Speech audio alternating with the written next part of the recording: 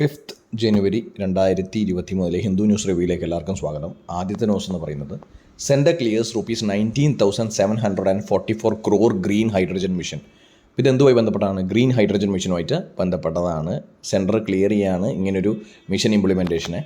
അപ്പോൾ plan is to reduce fossil fuel imports, decarbonise major sectors of the economy and turn the country into a global hub of production and export of green hydrogen and its derivatives. അപ്പോൾ ഇതിൻ്റെ main plan എന്താണ്? Reduce fossil fuel imports. എന്തുകൊണ്ടാണത്? കാരണം ഇപ്പം നമ്മൾ ചെയ്യുന്നത് മറ്റ് countries 90% of the petroleum പ്രൊഡക്ട്സും ഫ്യൂവൽ ഇമ്പോർട്ടൊക്കെ നടത്തുന്ന മറ്റ് രാജ്യങ്ങളിൽ നിന്നാണ്. അപ്പോൾ അത് ഇന്ത്യൻ എക്കോണമിയെ മോശമായി ബാധിക്കുന്നുണ്ട്. കാരണം നമ്മൾ ഒരുപാട് പൈസ അതിനുവേണ്ടി ചിലവാക്കുന്നുണ്ട്. കറണ്ട് അക്കൗണ്ട് ഡെഫിസിറ്റ് കൂടുന്നുണ്ട്. അതുപോലെ തന്നെ പണപ്പെരുപ്പവും, ഇമ്പോർട്ടഡ് ഇൻഫ്ലേഷൻ എന്ന് പറഞ്ഞ് പണപ്പെരുപ്പം കൂടുന്നുണ്ട്. അങ്ങനെയുള്ള കാര്യങ്ങൾ ഇൻഫ്ലേഷനൊക്കെ റെഗുലേറ്റ് ചെയ്യാനും excess dependence on other economies, മറ്റ് രാജ്യങ്ങളെ അധികമായിട്ട് ഡിപ്പെൻഡ് ചെയ്യുന്നത് കുറക്കാനൊക്കെ വേണ്ടിയിട്ടാണ് നമ്മൾ ഈ ഫ്യൂവലിനെ സബ്സ്റ്റിറ്റ്യൂട്ട് ചെയ്യാൻ വേണ്ടി ഗ്രീൻ ഹൈഡ്രജൻ എന്ന രീതിയിൽ ഈ mission, green hydrogen mission implement ചെയ്യാൻ ഉദ്ദേശിക്കുന്നത്. ഇതിൽ മറ്റൊരു ഉദ്ദേശം കൂടെ പറയുന്നുണ്ട്. And turn the country into a global hub of production and export of green hydrogen and its derivatives. അപ്പോൾ ഇന്ത്യ ഒരു ഗ്ലോബൽ ഹബ് ആക്കി മാറ്റാൻ വേണ്ടിയിട്ടാണ് പ്ലാൻ ചെയ്യുന്നത്. കാരണം കൂടുതൽ പ്രൊഡക്ഷനോ കൂടുതൽ എക്സ്പോർട്ടൊക്കെ നടത്തി ഇന്ത്യൻ എക്കോണമിയെ ത്രൈവ് ചെയ്തെടുക്കാൻ, അല്ലെങ്കിൽ ഇന്ത്യൻ എക്കോണമിയെ സ്റ്റെബിലൈസ് ചെയ്തെടുക്കാനും മുമ്പോട്ട് കൊണ്ടുപോകാനുമാണ് ഇങ്ങനെയൊരു ഗ്രീൻ ഹൈഡ്രജൻ മിഷൻ ഇംപ്ലിമെൻറ്റ് ചെയ്യുന്നത്. കുറേയും കൂടെ സേഫ് ആയിട്ടുള്ള എൻവയോൺമെൻറ്റ് ഫ്രണ്ട്ലി ആയിട്ടുള്ള ഗ്രീൻ എക്കോണമി ഉദ്ദേശിച്ചുകൊണ്ടുള്ള ഒരു ഇനീഷ്യേറ്റീവാണിത്. കണക്കുകൾ കാണിക്കുന്നത് the government expects that the initiative will help abate nearly 50 million tons of annual greenhouse gas emission by 2030 and cumulative reduce fossil fuel imports estimated at over 1 lakh crore. 1 ലക്ഷം കോടിയുടെ നമ്മുടെ fossil ഫ്യൂവലിൻ്റെ ഇറക്കുമതി കുറക്കാനും, അതുപോലെ തന്നെ 50 million ton greenhouse gas, ഈ പറയുന്ന ചൂടുണ്ടാക്കുന്നതും ഗ്ലോബൽ വാർമിങ്ങും അതുപോലെ തന്നെ മറ്റ് എൻവയോൺമെൻറ്റൽ പ്രശ്നങ്ങൾ ഉണ്ടാക്കുന്ന ഗ്യാസസിൻ്റെ എമിഷൻ 50 മില്യൺ ടണ്ണോളം 2030 ആകുമ്പോഴേക്ക് കുറക്കാനുമാണ് ഇതിൻ്റെ ഉദ്ദേശം എന്ന് പറയുന്നത്. ഈ മിഷൻ ഇംപ്ലിമെൻറ്റ് ചെയ്യുന്നതിലൂടെയുള്ള ഉദ്ദേശം എന്ന് പറയുന്നത്. ഇതിൽ പോസിറ്റീവ്സും നെഗറ്റീവ്സ് ഉണ്ട്. ഒരു പോസിറ്റീവ് എന്ന് പറയുന്നത് നമ്മുടെ green house gas emissions reduce ചെയ്യാൻ പറ്റും, ഫ്യൂവൽ ഇമ്പോർട്ട് കുറക്കാൻ പറ്റും, അതുപോലെ തന്നെ ഗ്രീൻ എനർജി, പൊതുവേ എന്താ പറയുക, എൻവയോൺമെൻറ്റ് ഫ്രണ്ട്ലി ആയിട്ടുള്ള ഗ്രീൻ എനർജി നമുക്ക് അഡ്വക്കേറ്റ് ചെയ്യാൻ പറ്റും എന്നുള്ളതാണ് പോസിറ്റീവ്സ്. നെഗറ്റീവ്സ് എന്താണ്? ഇത് പൊതുവേ ഇലക്ട്രോളിസിസ് ഓഫ് വാട്ടർ വെച്ചിട്ടാണ് ചെയ്യുന്നത്. India currently lacks the required electrolysers and needs cheaper renewable energy. കുറേയും കൂടി ഇങ്ങനെ ടെക്നോളജി ഇൻഫ്രാസ്ട്രക്ചർ ഇന്ത്യക്ക് കുറവാണ്. The production mode of choice of green hydrogen is through electrolysis of water. അപ്പോൾ ഇങ്ങനെയുള്ള ഇലക്ട്രോളിസിസ് പോലുള്ള പ്രോസസ്സ് ലാർജ് സ്കെയിലിൽ നടത്താനുള്ള, ഇംപ്ലിമെൻറ്റ് ചെയ്യാനുള്ള ടെക്നോളജി നമ്മുടെ കയ്യിലില്ല. Technologies to adopt hydrogen fuel cell for vehicles are largely immature in India. അപ്പോൾ വെഹിക്കിൾസിൽ അത് ഇൻകോർപ്പറേറ്റ് ചെയ്യുകയാണെങ്കിൽ കുറച്ചും കൂടെ കൂടുതൽ ടെക്നോളജിക്കൽ അഡ്വാൻസ്മെൻറ്റ് വേണം. അതില്ല. മാത്രമല്ല hydrogen leaks easily and liquid hydrogen reacts എക്സ്പ്ലോസീവ്ലി with air, incurring significant storage and transport cost. അപ്പോൾ ഹൈഡ്രജൻ സാധാരണഗതിയിൽ വളരെ എക്സ്പ്ലോസീവാണ്. അതുകൊണ്ട് തന്നെ എന്തെങ്കിലും തരം ലീക്ക് ഉണ്ടെങ്കിൽ, അതിൽ എന്തെങ്കിലും രീതിയിലെ ലാബ്സ് ഇംപ്ലിമെൻറ്റേഷനിലുണ്ടെങ്കിൽ വളരെയധികം വലിയ അപകടങ്ങൾക്ക് കാരണമാവും. അപ്പം ഇതാണ് ഗ്രീൻ ഹൈഡ്രജൻ മിഷൻ എന്ന് പറയുന്നത്. എന്തായാലും സെൻറ്റർ അത് മുമ്പോട്ട് പോവുകയാണ്. വളരെ ഇമ്പോർട്ടൻ്റ് ആയിട്ടുള്ളൊരു കാര്യമായിരിക്കും. കാരണം especially in the field of environment, climate change and green energy, renewable energy. അടുത്തത് ഇമ്പോർട്ടൻ്റ് ആയിട്ടുള്ളൊരു ന്യൂസ് എന്ന് പറയുന്നത് train ticketing platform RailYatri hit by data breach. Data breach ആരോ അറ്റാക്ക് ചെയ്തിട്ട് റെയിൽ യാത്രി എന്ന റെയിൽ ടിക്കറ്റിംഗ് പ്ലാറ്റ്ഫോമിന് ഡാറ്റ ബ്രീച്ച് സംഭവിച്ചു എന്ന് പറയുന്നു. അപ്പോൾ ഇതിൽ നമുക്ക് മനസ്സിലാക്കാം എത്രമാത്രം സൈബർ ആയിട്ടുള്ള കാര്യങ്ങൾക്ക്, ഡാറ്റ തെഫ്റ്റ് അല്ലെങ്കിൽ അതുമായി ബന്ധപ്പെട്ട കാര്യങ്ങൾ എത്രമാത്രം റിസ്ക് ഇൻവോൾവ് ആണെന്ന്. Train ticketing platform RailYatri on Wednesday confirm that it suffered a data breach on December 20, shortly after the railway ministry denied that user data leaked from the railway side were being sold on the dark web. അപ്പോൾ sensitive ആയിട്ടുള്ള informations exposed ആയി എന്നാണ് പറയുന്നത്. പക്ഷേ പെട്ടെന്ന് തന്നെ അത് തിരിച്ച് സെക്യൂർ സ്റ്റേജിലേക്കാക്കി എന്നും റെയിൽ യാത്രി ടീം പറയുന്നു. ഇമ്പോർട്ടൻ്റ് എന്ന് പറഞ്ഞാൽ ചില സമയത്ത് ഈ ബാങ്കിങ് പോലുള്ള എക്സാമിൽ ചിലപ്പോൾ ഒരു 1 വേർഡ് കറണ്ട് അഫയേഴ്സ് ആയിട്ട് ചോദിക്കാൻ സാധ്യതയുണ്ട്. അടുത്ത news, Saji Cheriyan sworn in as minister in Kerala cabinet. കുറച്ച് നാളത്തെ ഒരു അനിശ്ചിതത്വത്തിന് ശേഷമാണ് സജി ചെറിയാൻ വീണ്ടും മിനിസ്റ്ററായിട്ട് കേരള ക്യാബിനറ്റിലേക്ക് സോൺ ഇൻ ചെയ്യുന്നത്, സത്യപ്രതിജ്ഞ ചെയ്യുന്നത്. ഇപ്പോൾ കോൺസ്റ്റിറ്റ്യൂഷനുമായി ബന്ധപ്പെട്ട ചില പരാമർശങ്ങൾക്ക് കാരണം രാജിവെക്കേണ്ടി വന്ന മിനിസ്റ്റർ വീണ്ടും തിരിച്ച് ക്യാബിനറ്റിലേക്ക് തിരിച്ചു വരികയാണ്. ഇങ്ങനെയുള്ള ന്യൂസുകളിൽ പൊതുവേ കേരള ഗവർണറും കേരള ഗവൺമെൻറ്റും തമ്മിലുള്ള റിഫ്റ്റ്, കോൺസ്റ്റിറ്റ്യൂഷണലി എന്തൊക്കെ ഗവർണർക്ക് ചെയ്യാം, എന്തൊക്കെ ചീഫ് മിനിസ്റ്റേഴ്സിന് അധികാരമുണ്ട്, അങ്ങനെയുള്ള കാര്യങ്ങളിൽ കോൺസ്റ്റിറ്റ്യൂഷൻ്റെ സൈഡിൽ നിന്ന് ഒരു ഇമ്പോർട്ടൻസ് ഉണ്ട്. കാരണം ഏതൊക്കെ ആർട്ടിക്കിൾസാണ് അങ്ങനെയുള്ള കാര്യങ്ങൾ ഡീൽ ചെയ്യുന്നത്. ഒരു പ്ലഷർ ഓഫ് ദി ഗവർണർ എന്ന് പറയുന്നത് actually pleasure of the governor ആണോ? ഒരു ഗവർണർക്ക് കൗൺസിൽ ഓഫ് മിനിസ്റ്റേഴ്സിലെ ഒരു അംഗത്തെ പുറത്താക്കാനുള്ള അധികാരമുണ്ടോ? അങ്ങനെയുള്ള കോൺസ്റ്റിറ്റ്യൂഷൻ ആയി ബന്ധപ്പെട്ട്, ഭരണഘടനയായി ബന്ധപ്പെട്ട ടെക്നിക്കലായിട്ടുള്ള സാങ്കേതികമായിട്ടുള്ള വിവരങ്ങളാണ് ഇങ്ങനെയുള്ള ന്യൂസുകളിൽ നിന്ന് നമ്മൾ നോക്കേണ്ടത്. ഇന്നത്തെ എഡിറ്റോറിയൽ നോക്കാം. Gaming and gambling, economic right, personal freedoms, social imperatives must be in balance. അപ്പോൾ സെൻട്രൽ ഗവൺമെൻറ് പുറത്തിറക്കിയ ഒരു റെഗുലേഷൻ അല്ലെങ്കിൽ നോട്ടിഫിക്കേഷനുമായി ബന്ധപ്പെട്ടതാണിത്. ഗെയിമിങ്ങിനും ഗാംബ്ലിങ്ങും ഈ രണ്ട് ആക്ടിവിറ്റീസിനും റെഗുലേറ്റ് ചെയ്തുകൊണ്ടുള്ള ഒരു നോട്ടിഫിക്കേഷനാണ് സെൻട്രൽ ഗവൺമെൻറ് പുറത്തിറക്കിയിരിക്കുന്നത്. അപ്പോൾ ഇതിൽ പറഞ്ഞിരിക്കുന്നത് economic rights, personal freedom, social imperatives ഇതൊക്കെ ഒരു ബാലൻസിലായിരിക്കണമെന്നാണ് എഡിറ്റോറിയൽ പറയുന്നത്. എന്താണ് സോഷ്യൽ ഇമ്പറേറ്റീവ്സ്? ഇപ്പോൾ ഈ പറയുന്ന പോലെ ഗെയിമിംഗ് എന്ന് പറയുന്നത് അല്ലെങ്കിൽ ഗാംബ്ലിംഗ് എന്ന് പറയുന്നത് ചിലപ്പോൾ ഹാബിറ്റ് ആവാം. അത് വേറെ ഏതെങ്കിലും രീതിയിലുള്ള എഡിക്ഷനിലേക്ക് പോകാം. അഡോളസൻസ്, കുട്ടികൾ, അതുപോലെ തന്നെ വലിയ ആൾക്കാർക്കൊക്കെ ഈ പറഞ്ഞ പോലെ മെൻ്റലായിട്ടുള്ള ഡിസ്ട്രെസ്സോ ഡിപ്രഷനൊക്കെ ബാധിക്കാനുള്ള സാധ്യതയുണ്ട്. അപ്പോൾ അങ്ങനെയുള്ള കാര്യങ്ങൾ ശ്രദ്ധിക്കണം, റെഗുലേറ്റ് ചെയ്യണം. അതേപോലെ തന്നെ gaming and gambling as an economic source, ഏതെങ്കിലും രീതിയിലൊരു എക്കണോമിക് ഡ്രൈവ് ചെയ്യാൻ പറ്റുന്ന ഒരു സാധ്യത ഉള്ള ഒരു എലമെൻ്റ് ആണെങ്കിൽ, ഇപ്പോഴത്തെ കാലത്ത് ഓൺലൈൻ മീഡിയ എന്ന് പറയുന്നത് വളരെയധികം എക്കണോമിക് റിസോഴ്സസും പ്രൊവൈഡ് ചെയ്യുന്നൊരു ഒരു മീഡിയമാണ്. അപ്പോൾ അങ്ങനെയുള്ള കാര്യത്തിൽ അതിനൊരു എക്കണോമിക് ഓപ്പർച്യൂണിറ്റി ഉണ്ടോ എന്നുള്ളത് നോക്കണം. അപ്പോൾ റെഗുലേറ്റ് ചെയ്യുന്ന സമയത്ത് രണ്ടും ഹാൻഡ് ഇൻ ഹാൻഡായിട്ട് ഹാർമണിയിൽ വേണം ഇംപ്ലിമെൻറ്റ് ചെയ്യാൻ എന്നതാണ് എഡിറ്റോറിയലിൽ പറഞ്ഞിരിക്കുന്നത്. The union government proposed measures for regulating online gaming in draft amendment to the information technology media ethics code rules 2021 leave several questions unanswered. അപ്പോൾ ഒരുപാട് ചോദ്യങ്ങൾക്ക് ഉത്തരവില്ല എന്ന് പറയുന്നു. Some of these proposed measures such as establishment of self-regulatory body, collection of know your customer information from players and appointment of grievance officer within the company are already in place.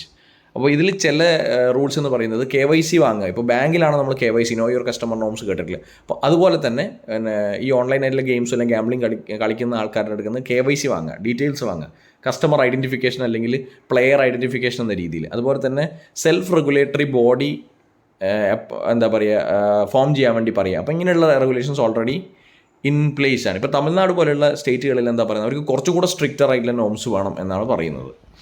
മാത്രമല്ല ഇങ്ങനെയുള്ള കാര്യങ്ങളിൽ clear answer should be from the union government on whether states are empowered to prohibit these games online as they do offline. അപ്പോൾ ഓഫ്ലൈനായിട്ട് നമ്മൾ prohibit ചെയ്യുന്ന പോലെ ഈ gambling പോലെയുള്ള കാര്യങ്ങളിൽ സ്റ്റേറ്റിന് അധികാരമുണ്ടോ അങ്ങനെയുള്ള ഓൺലൈൻ ഗെയിംസ് പ്രൊഹിബിറ്റ് ചെയ്യാൻ എന്നുള്ളത് പറയുന്നുണ്ട്. While the gaming industry has huge potential as an economic driver of growth in India, there is a strong case for robust regulation.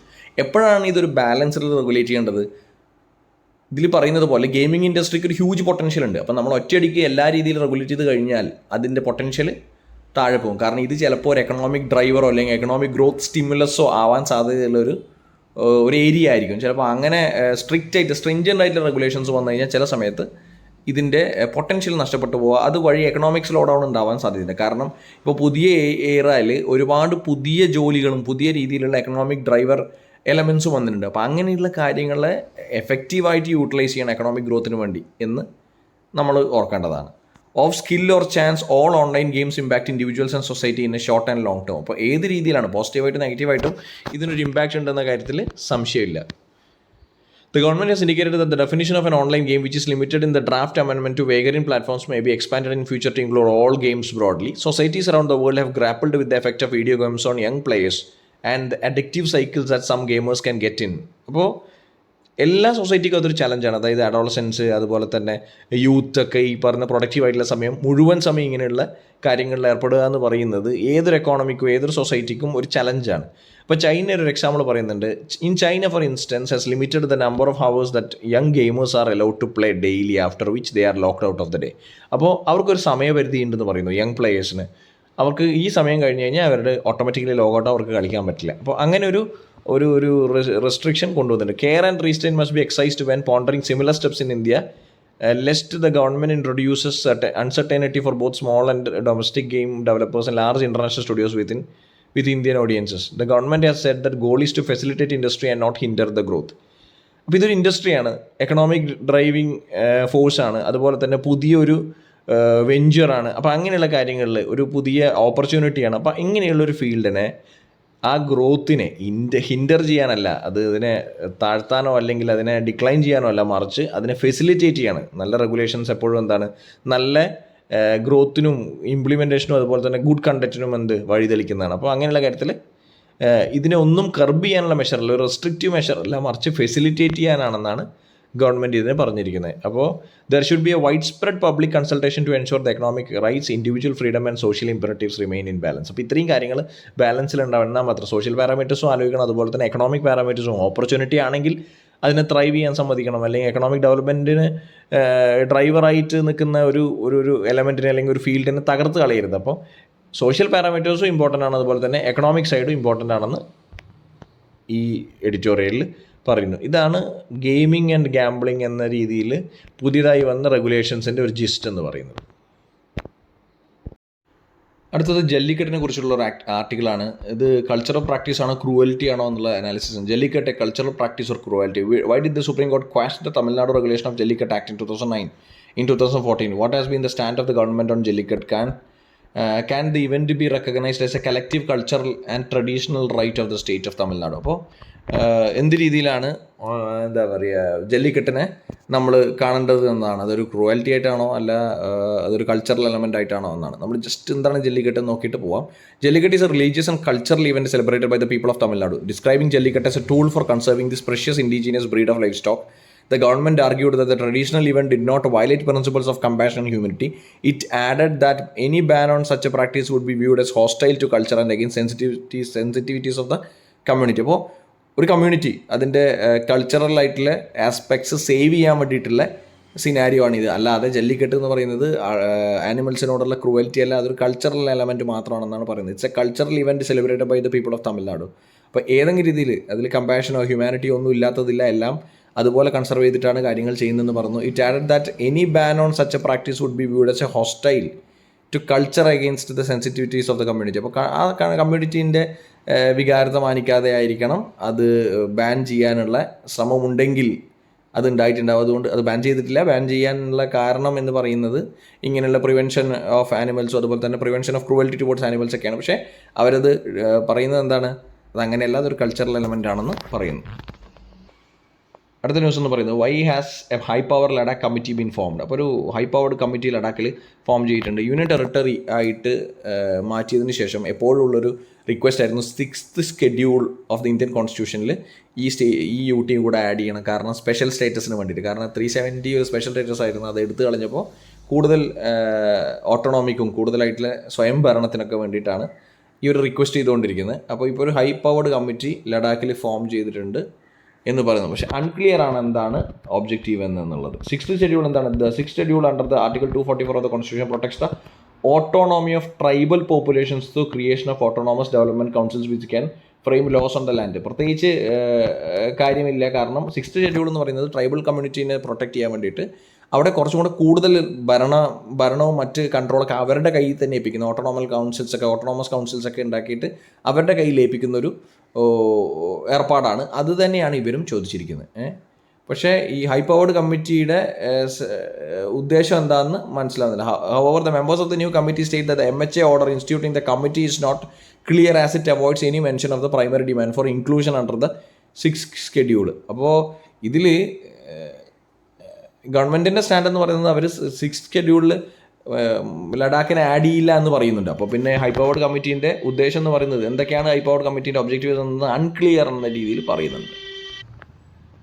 നമ്മളിത് നേരത്തെ ഡിസ്കസ് ചെയ്തൊരു കാര്യമാണ്. App based attendance for MGNREGS is a strike on poor. Congress പറയാണ്. എന്താണ് ഈ app based attendance? MGNREGS എന്താണ്? Mahatma Gandhi national rural employment guarantee scheme. ഈ scheme തൊഴിലുറപ്പ് പദ്ധതിയായി ബന്ധപ്പെട്ട് ആൾക്കാർക്ക് ഇത്ര ദിവസം തൊഴിൽ കൊടുക്കുമെന്ന് പറയുന്ന ഒരു സ്കീമാണ്.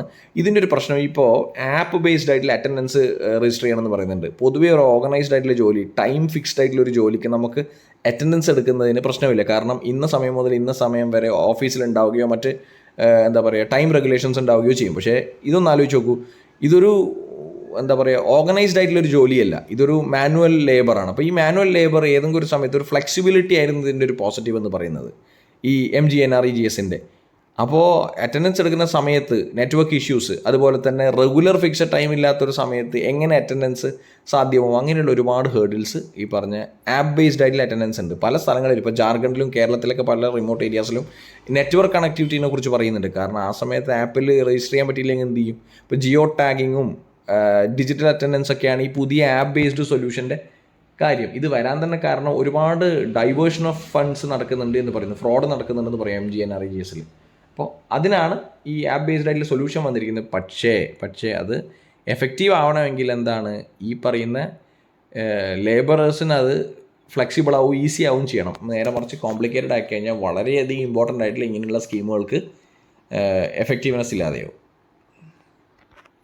Cards, mobile, net banking, top complaint areas at banking ombudsman RBI. Complaints received on the Ombudsman scheme 2021-22 increased by 9.39%. എന്താണ് ഈ ഓംബുഡ്സ്മാൻ എന്ന് പറയുന്നത്? ഓംബുഡ്സ്മാൻ എന്ന് പറഞ്ഞാൽ പ്രശ്നങ്ങൾ, ഗ്രീവൻസസ് റിഡ്രസ് ചെയ്യാനുള്ള, ഇപ്പോൾ ഫിനാൻഷ്യൽ സർവീസസ് മറ്റ് സർവീസസൊക്കെ ആയി ബന്ധപ്പെട്ടിട്ടുള്ള ഗ്രീവൻസസ്, പ്രശ്നങ്ങൾ, അവരുടെ കംപ്ലയിൻസ് രേഖപ്പെടുത്താനുള്ള ഒരു പ്ലാറ്റ്ഫോമാണ്. അപ്പോൾ ബാങ്കിങ് ഓംബുഡ്സ്മാനിൽ ഈ പറഞ്ഞ പോലെ